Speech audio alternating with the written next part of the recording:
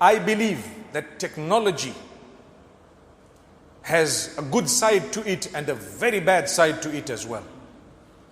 There are people earning Jannah through TikTok, and there are others earning Jahannam through the same means. Imagine when you die, what would you like there to be?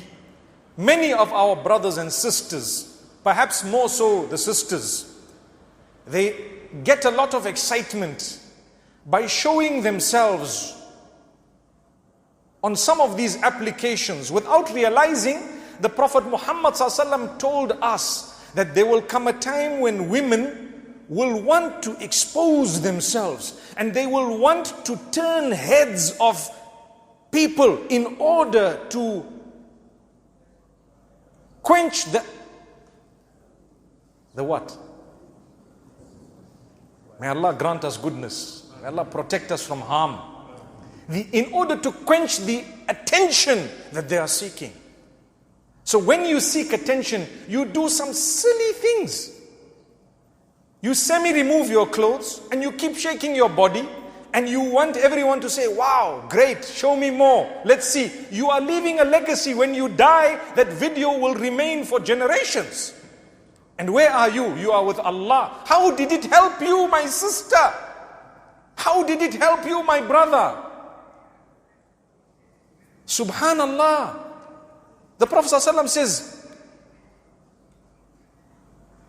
that from the categories of those who will be burning in hellfire, and it's important we mention this hadith.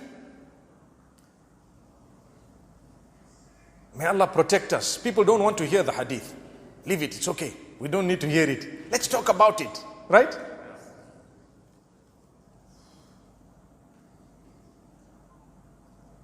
From among the women, those who are clothed with the intention of revealing. Oh, have you heard that?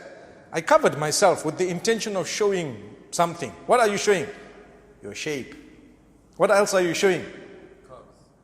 Subhanallah, the young boys are speaking. Look. What else are you showing? This is a hadith. I'm not talking of my words from my pocket. You are either wearing something too tight or too thin.